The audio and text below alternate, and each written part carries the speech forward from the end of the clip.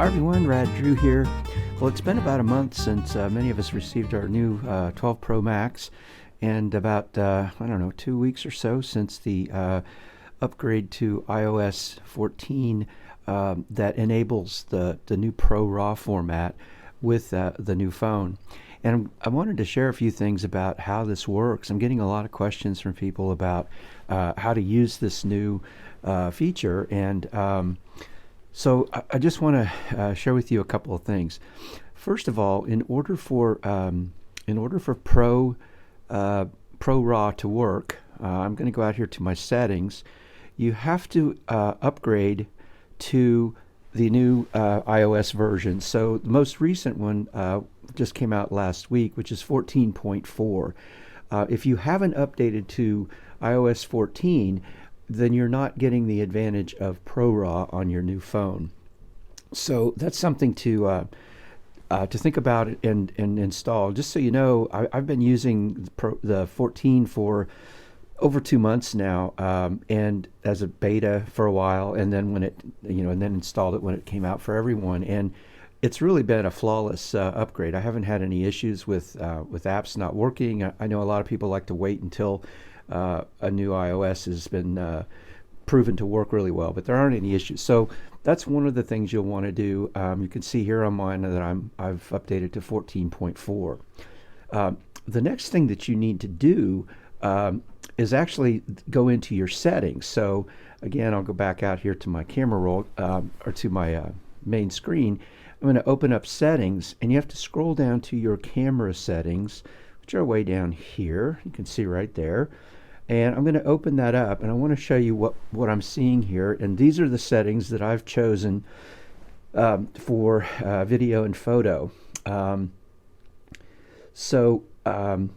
notice at the very top it says Formats. If you tap on the Formats button, you'll notice that I have high efficiency established at the top, selected at the top, and then ProRAW. Now, if you have not upgraded to the new iOS, when you go into Formats here, you will not see ProRAW as an option. But you want to make sure that you turn those on. I recommend high efficiency, and then also Apple ProRAW at the bottom. The next thing that you'll want to do, I'll go back here to the main camera settings that you see here. I have 4K at 30 frames per second for video, and then slow-mo at 1080p, 120 frames per second. The next thing you'll notice down below, record stereo sound. I'm going to tap on preserve settings, and you'll notice I have all of these things turned on. So in the camera mode, what that means is once you choose a camera mode, it will stay there when you reopen the camera interface, rather than switching back to one of the other modes. So it's just kind of nice to take you back where you were. I have creative controls turned on, exposure adjustment turned on, Apple ProRAW turned on, which means that it's going to preserve the Apple ProRAW setting rather than automatically reset it, so you have to keep turning it on. And then live photo, I have that also set to where it'll be a toggle on your interface. So those are settings that I would recommend. That's what I'm shooting with, and that's what others that I've talked with about this are recommending as well. So let's go back one. And the other things that I have on here turned on, I have scan QR codes. The grid is simply a composition grid, and I prefer having that turned on. That's sort of an optional thing. The other thing, though, that I would recommend turning off is the view outside the frame. If you have that turned on, it disables some of the other features that you're going to want to have. So I make sure that I have view outside the frame turned off. Scene detection I have turned on. Prioritize faster shooting turned on. Lens correction, and definitely smart HDR. So those are the settings that you'll want to have in order to take advantage of the new ProRAW format and other features established with the new phone. So let's go take a look at the interface itself. I'm going to go out to the camera, and we're looking here at my little messy little desk area here. little studio where I shoot certain desktop things. And so you're seeing the interface right now. Up in the upper left, you'll notice the flash icon, which I have turned off. Right next to that is the night mode, and I'm going to tap on that, and it's just dark enough in here that that light mode is going to come on. Let's see if I can make it a little brighter. The night mode only kicks into effect. See there, it went off. Night mode only comes on when there's low enough light for it to come on. It's normally, let's see if I shine up here into the light, it should go off. Now it's being contrary. It may be just dark enough in here that it's not registering. There, it went off. So now, so my point is, when you're in a low light situation, that will kick in, and then you have the opportunity to shoot night mode. In night mode with this camera, what's going to happen? Let's see if I can get it to come back on. So there, I'm pointing to a darker area in this scene. If I tap on that icon up there, you'll notice it says 2 seconds. What it's telling me is that it's a low enough light situation that I can come down here and I can choose this dial at the bottom. You see where I'm scrolling, and I can pull it all the way over to a 2-second maximum exposure. So what's going to happen when I shoot this? Now it's down to 1x. I kind of changed position. It's all based on the lighting. So when I shoot that, it's going to shoot for however many seconds is listed there, and it's taking multiple frames per second. It's just shooting and shooting and shooting, and then in the background, and using computational photography, it's combining all those images to provide us with a really fine low light shot. Most of the time you can hand hold the night mode. The darker it is, let me see if I just turn this light all the way off. So now it's really dark in here, and it's going to give me a 10-second exposure. So watch what happens now. I'll just kind of get in closer to this little shake array back here. So it's dark enough now that the camera is going to allow me a 10-second exposure, and I can hand hold it, and when I tap on the shutter, it's shooting, shooting, shooting, and all this time it's taking multiple photographs, and then using computational photography, it's going to blend those together. So if we go out and look at that image, there's the image that I just photographed, and I mean, I'm pretty much sitting in the dark here, and look at the quality of that image. There's very little noise, I mean, that's the kind of thing that you're going to get with the night mode in with the new camera. The other thing that I'll mention with this, you can hold it, hand hold it up to probably, I don't know, 10 or 15 seconds. If you're in a very dark situation, I don't know if this will, let me see if I can do this. I'm going to put my camera here into a tripod that I have here on my desk. Let me just rearrange this here.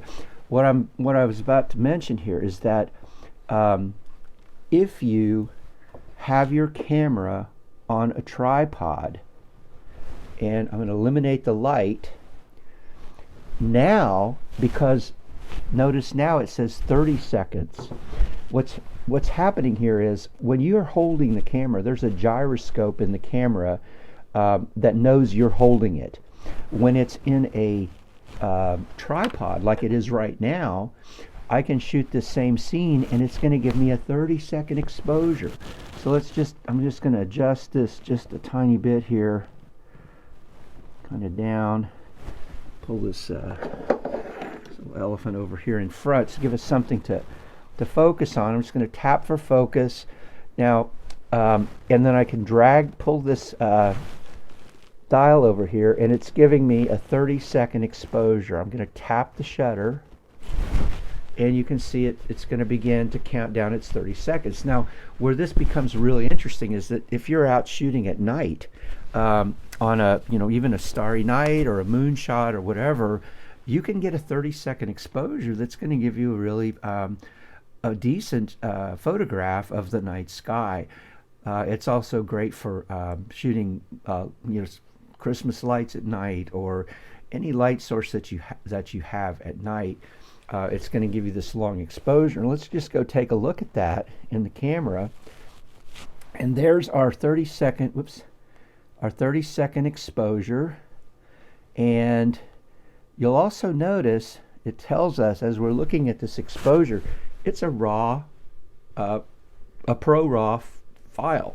So we have not only the computational photography going on, compiling all of these multiple shots, but it ends up with a ProRAW format, which has metadata in that file that will allow us to process this to a really high quality.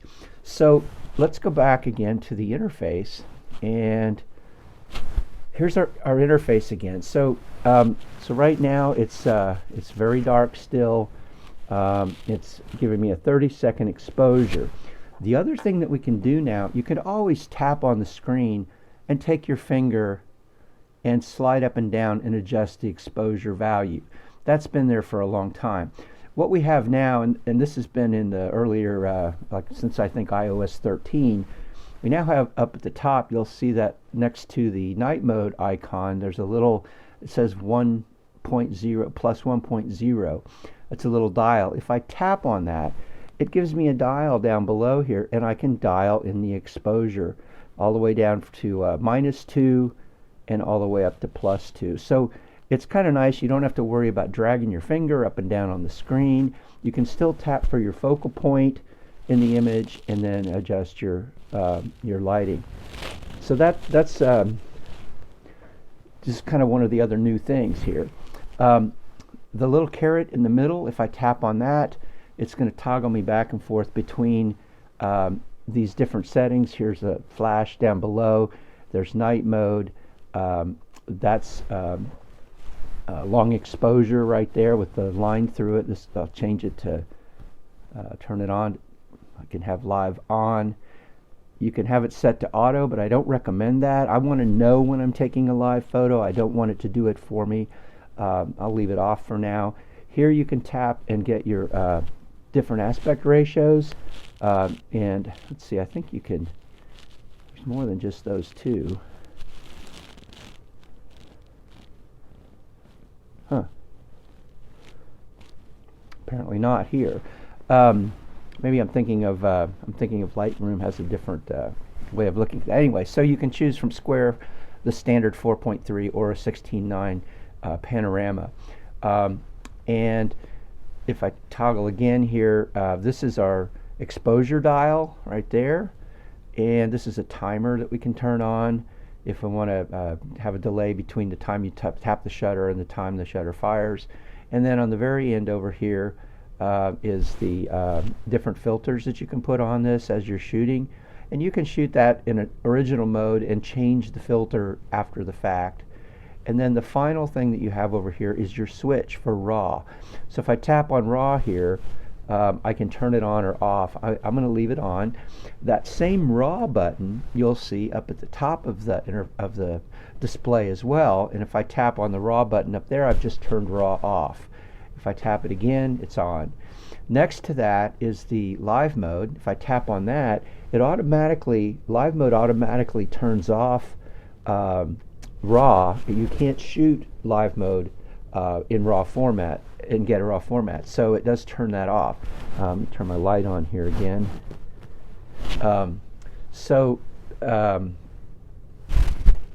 Those are some of the things that I wanted to share with you about the interface.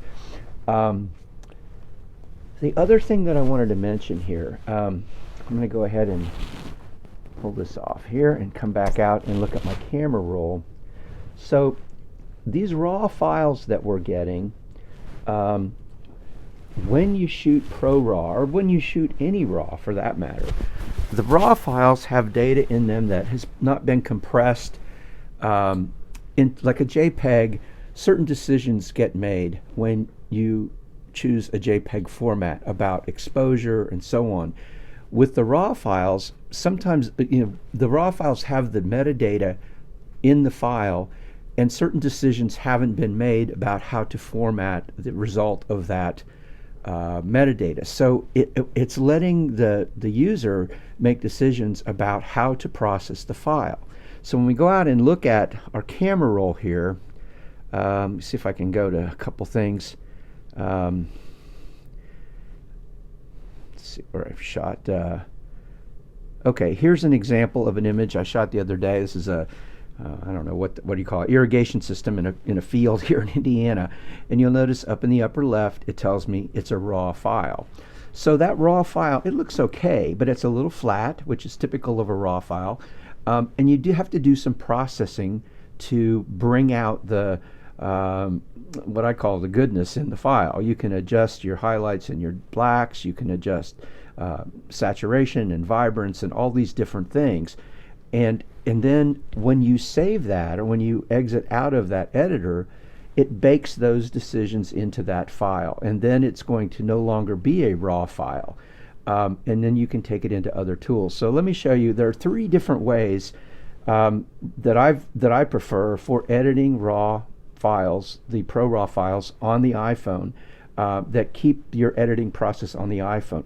You can take these ProRAW files onto the desktop and use Lightroom or other tools on the desktop for processing these as well. But I'm going to stick today to just processing them on the phone. So you notice the edit button up in the upper right hand corner of the camera roll. If I tap on that, it opens up the iOS editor. And this used to be, it looks like I've already actually edited this. You'll notice that there's a little button that says Revert down there. Well, I'm going to tap that, and it's going to revert me to that original file. So there is actually the original raw file without any editing done at all. So if I tap the edit button up at the top and open it up, these are the tools that I have at my disposal to edit this file. And again, you can see that the file is flat. The color hasn't been popped much at all. It's not got a great dynamic range. It's just sort of blah. So here's my little process here for processing my ProRAW file in the iOS editor in your phone. I'm going to tap on the little, the first thing right there is the auto adjustment. It's like a magic wand there. I'm going to tap on that, and as soon as I tap on it, it's already made some minor adjustments to exposure and other things. As we move along here, you can see there's an exposure adjustment. There's something called brilliance, and you see the yellow part of the circle. That's showing you the adjustment that was made by tapping the auto adjustment. All of these things were adjusted a little bit. Here we look at black point. You can see that that's up to about, I don't know, I can't read that. What is that, 30% or so? And then you've got saturation and so on. So what I'm going to do, start with that auto, and then I'm going to go start making some adjustments here. I'm going to brighten the image with my exposure. I'm going to go to brilliance, and I'm going to bring that up a little bit. You can see how it's bringing out the color in the foreground. I'm going to go to my highlights, and sometimes if you drop your highlights down, you can bring out some drama in the sky. I'm going to try that for a minute and may come back. If I brighten it, you can see I can blow out the sky pretty quickly. But I'm going to bring it down and drop it down into the negative and kind of keep that sky dramatic. My shadows, if I lift the shadows, you can see what's happening in the foreground, and that may be where you want to go. Or you can drop the shadows down. In this case, I think the image benefits from having that brought up. The next thing here is contrast. And again, if you drop the contrast down, you can see you kind of muddy the image, and if you bring it up, you can start to really blow things out a little bit. So you have to find that sweet spot in there. But these are things that a JPEG would have kind of made some of these decisions for you, whereas here you get to make the call yourself as to how you want it to look. The next one here is brightness, and we can either brighten or reduce the brightness on that just a little bit. Next is black point. And this is where if I pull that black point way down, it's really darkening my blacks in there. I wish there was a histogram associated with this. It would let us see when we're starting to clip on the blacks and the whites, but it's not available here. So I kind of like bringing that black point down. My saturation, I'm going to bump up just a little bit. You can see if I take it way up, you can see how it's affecting the image. I'm going to find something that's kind of realistic right in there. And then vibrance, you can give that a little bit of vibrance. Keep the image where you want it. And then the next thing here is warmth, where you can cool the image off or warm it up as you desire. In this case, I'm going to leave it at 0. I'm pretty happy with that. There's also a tint slider here that goes between green and magenta, and you can work with that. I think what I'm going to do is leave that set to 0. I don't really feel the need to make an adjustment there, but it's nice to know you can. Sharpness, I'm going to zoom in on my image here, and I'm going to play with sharpness. Now if I go way up, you can see how I've over sharpened. That's at 100%. You can see like lines around parts of the image. It's too much.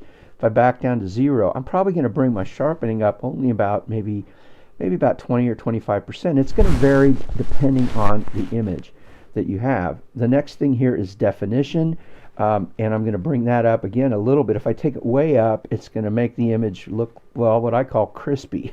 It's just too much. This is very similar to structure in Snapseed. So I'm going to kind of bring that, again, watching the image, maybe about 25%. The next thing that we have here is a noise reduction slider. So what I like to do is zoom way in on my sky. Honestly, I'm not seeing a lot of noise in the sky, which is one of the benefits of shooting ProRAW. You're just really able to get clean images. Now, if I had noise in the sky here, I could drop that noise reduction just a little bit and take some of that noise out. Noise reduction, if you take it down too much or increase it too much, you're going to turn your image into a very soft, cartoonish looking type image. And then the very final thing you have on here is a vignette, which you can add a vignette around your image, either a white vignette or a dark vignette. And again, for me, the best vignette is when you don't really even see it all. It's almost subliminal. It pulls the viewer's eye toward the center of the image or wherever your vignette is surrounding. I'm going to leave this at 0 because I'm going to call this finished in this editor, and I'm going to go ahead and tap done. So now when I do that, it's saved the image, it's brought it back here into the camera roll. This is the same image, it's not a copy of the image. So once you have this image processed in the camera roll, it's still a raw file in terms of what the iOS editor thinks. But if we were to copy this file and take it into another app like Snapseed, for example, it's already been processed as RAW and it will not be recognized as a RAW file in Snapseed. So what I typically do, let me go back and tap on Edit. You notice down at the bottom it says Revert. So if I tapped on Revert, it would take this image back to its original RAW unprocessed image and leave it in the camera roll. I'm not going to do that. I'm going to say cancel, and now I have an image that if I wanted to take into Snapseed, I could, and I often do because there are still things in Snapseed that I might do with this image that I haven't done in the iOS editor. So to do that, I'm going to go down here to the share icon and I'm going to tap on it and I'm going to copy the photo. Now it's in a clipboard. I'm going to go over here to Snapseed. You see it there in the top row with the green and white icon. I'm going to hold my finger on it and I'm going to paste that image into Snapseed. Now, if you notice, Snapseed, it hasn't brought this file into Snapseed's raw editor, which Snapseed has a raw editor, but you only see it when you open a raw file. We are not seeing it right now, which means that even though that file said it was raw in the camera roll, because we already edited it in the iOS editor, it's now in Snapseed as not a raw file. So if I want to make adjustments here, I'm going to go down and do Tune Image, which is one of my favorite areas here, and I'm going to go to Ambiance. And by the way, down here at the bottom in Snapseed, you notice this little icon. If I tap it, I get a histogram, and it really helps me as I'm doing my adjustments. So if I bring my Ambiance up, you can see it's way over baking the image, but a little bit maybe a little bit of ambiance might be helpful for me here. Then I'm going to go down to highlights. I'm going to play with my highlights and see what it does to my clouds. A lot of times dropping the highlights will be nice, but this is already giving us a pretty nice sky. I'm going to bring the highlights up just a little bit, and I'm not blowing out my those bright spots.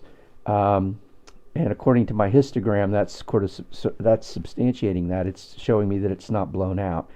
I'm going to go down to my shadows here, and I could drop my shadows a little bit and kind of bring out some of those shadows cast by the tires and things like that. I'm starting to clip, if you look at the histogram, I'm starting to clip my shadows a little bit on the left. So I might want to watch that and make a decision if I want to go deeper into my shadows. But I kind of like that. And then on warmth, if I wanted, I could warm it up just a tad, bring out some of the yellow in the sky. And I'm going to close that up now, commit to that. The next thing I want to do, I notice that my horizon is not level, so I'm going to go open my tools, and I'm going to go to perspective, and I'm going to choose the rotate option here. And when I do, I get that grid, and I'm going to slide the image just enough to level that horizon just by sight. And you see the little black slivers of triangle on each edge of the image. When I release my finger, it just used content aware fill to fill in those areas. So it's why I like to use that tool in Snapseed. So now there's our image. Here's where we started, and here's where we are now. So the 1-2 combination of using the iOS editor and the camera roll first to edit the RAW file, and then bringing the image into Snapseed for fine-tuning is a combination that I really like to use. So let's go back to the camera roll again. I'm going to go back here and revert this image, the one we just edited. I'm going to tap revert and take it back to its original format. So I want to show you there are two other ways that you can use your phone to edit these RAW files. So we just looked at one way, which was using the editor here in the iOS editor. The other way is to copy this image, and I'm just going to copy it, and I'm going to paste it into Snapseed. And it's reminding me that I didn't save the last image, and that's okay. And now I want you to watch what's happening. We just brought this image in. Look at this. This is the RAW file brought into Snapseed. And you'll notice, if you're familiar with Snapseed, you'll recognize that this is not normally what you see when you bring a file in. This is the RAW editor, and it only appears when you bring a RAW image in. If I tap down here, I've got different white balances that I can choose. So I might start by just tapping auto white balance and see what it does. It did bring a little yellow in there. But basically what I want to do is tap on these sliders or drag my finger up and down. And I can begin to play with the exposure. I can brighten it up. I can bring my highlights. And I'm watching my histogram down below. I can lift my shadows considerably. I can play with contrast a little bit. I can bring the structure up. I can bring my saturation up a little, and I'm going to go back up here to my my shadows and lift those quite a bit. I am not a real keen fan of this editor. I don't particularly like how it works compared to the iOS editor and the other method that I'm going to show you in a minute using Lightroom. So there's pretty much where I am. So you can see I've adjusted my exposure. I might brighten it a little more. I've adjusted the highlights down. I've adjusted the shadows all the way up. Contrast about 8. Structure and so on a little bit there. I also have temperature. I could change the temperature of that. And the tint. I'm going to go ahead and commit to that change.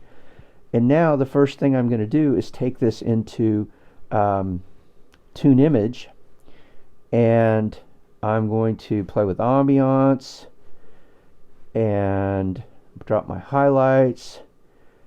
I'm going to go up to my saturation and saturate it a little bit, and I might bring my brightness up a little, and I might drop the warmth down because I think it's getting a little too warm. So now there's where we started, and there's where we are with that image. So that's the second way that I'm aware of for processing your ProRAW files on the iPhone. The third way, and this may be my favorite way, and that is to use Lightroom. You'll see the icon right up here at the top of my frame. I'm going to tap on that, and I'm now looking at the Lightroom library. Now, Lightroom is an Adobe product, so if you subscribe to the Adobe Creative Cloud, maybe you use Photoshop or Lightroom on your desktop. If you do, you're paying a subscription fee, and that fee includes the cost of this particular mobile Lightroom installation. If you don't subscribe and you don't want to have a monthly fee and you don't want to subscribe to Adobe Creative Cloud, you don't have to. You can go out and install a free copy of Lightroom on both your iPhone or your Android, and it's pretty much the same app with the exception of 3 tools. But none of those 3 are essential to editing RAW. So you're able to edit RAW without subscribing to Lightroom. So what I want to show you, I'm going to go up here and tap on all photos. Down below you'll see there are 2 icons. There's a camera and then there's an image icon in that little blue oval. I'm going to tap on the image icon, and I can choose to look at my images from my camera roll. So I'm going to do that. Now the images that I shot with my native camera in ProRAW are always going to go into my camera roll, and I want to find one of those images and take it into Lightroom. So I'm going to go ahead and grab this one right here, and let's see, I think that's probably, let me go back and look at that. It does tell me that it's a DNG. Let's grab this one right here. It tells me up in the corner that it's a RAW file, a DNG. So I'm going to grab this one right here, open it up, and there's my image. The first thing I'm going to do, now this is the process that I use for processing a RAW file in Lightroom, and this applies to any RAW file. So one thing to keep in mind, the ProRAW format is different than other RAW formats. It has its own unique metadata that's maybe different from the metadata in other RAW files. It may have some overlap, but it's going to have its own things. Lightroom Mobile has not yet updated itself to accommodate Apple's ProRAW. So it's treating this as if it was a generic RAW file. So there may be certain things in it, in the ProRAW file, that Lightroom doesn't recognize yet. I think they are going to be updating Lightroom at some point to accept and accommodate all of the goodness in that ProRAW file, but as of yet they haven't. Desktop Lightroom, on the other hand, has. So if you took these same files into your desktop Lightroom and processed them there, you would have a little bit of different options. I mean, it would recognize all of the metadata in the ProRAW file. So, but in the interim, this still does a great job. But I just want you to know it's probably going to get better. So here's the process. The first thing I'm going to do is tap Auto. And notice how it just brightened the image, brought some color up, changed the dynamic range a little bit. The next thing I'm going to do is scroll over to Effects, and I'm going to take my texture up, sort of like structure in Snapseed. I'm going to bring that up. I'm going to give it a pop of clarity. Just a little bit of clarity goes a long way. And you can always zoom in on the image and watch what's going on. Sometimes on an image like this, a little dehaze. Notice how it kind of dropped the sky a little bit. And you do have a vignette slider here, but I don't like to do my vignette until I've done with my other processing. That's just my personal preference. The next thing I'm going to do is go to Details, and this is where the sharpening is done. And this is a smart sharpening tool, so it knows what to sharpen and what not to sharpen. So it doesn't, if I bring my formula up here, if I bring my sharpening up to almost 100%, which is about it goes to 150, but I'm going to bring it up to about 135 or so. And again, you can zoom in on this and watch what's happening to the image. I'm going to bring the radius all the way up. I'm going to drop the detail down. It tends to add a little noise that I don't like. And then bring the masking almost up to 100%. Now the last thing that we have down here also again is noise reduction. Now if I look and zoom in on this, you can see that there is noise if I go way in on that sky. So I'm going to bring my noise reduction up maybe 30% and look at the difference. It's just really took the noise out of the sky. I don't usually do other adjustments on this adjustment. Then the next thing I do is go to optics, and I'm in the habit of turning both of these on. It can help if you have any sun flares there. It can minimize those, and it can also, if you're using different lenses, you might see a subtle difference in lens correction there. But I just am in the habit of turning them on. Once I get there, the next thing I'm going to do is go to color. And I'm going to tap on the color slider. And the color tool in Lightroom is way cool. It's got 3 different levels essentially that you can work in. The first level is what I call a global level. So you can saturate, I'll just crank it all the way up so you can see you're saturating at the entire image. You've got vibrance, saturation, temperature, and tint if you want. Usually vibrance and saturation are the 2 things that I adjust the most. But the other thing that you can do here is go into the next level where it says mix, and let me turn that off, where it says mix, and if I tap on mix, now I'm in the second level of the color management tool, and I can go over here and tap on, let's say I tap on green. I'm going to saturate only the green in the image, and I can brighten that up. It's only affecting the green. If I wanted to only affect the sky, I can go up here and I can only affect the blue in the sky. And so it's a great way of being selective about where you apply your color adjustments. But the last layer of the third layer of the color management tool, if I tap on this icon right here in the center, it takes me into the third level. And you'll notice down at the bottom it says hue, saturation, and luminance.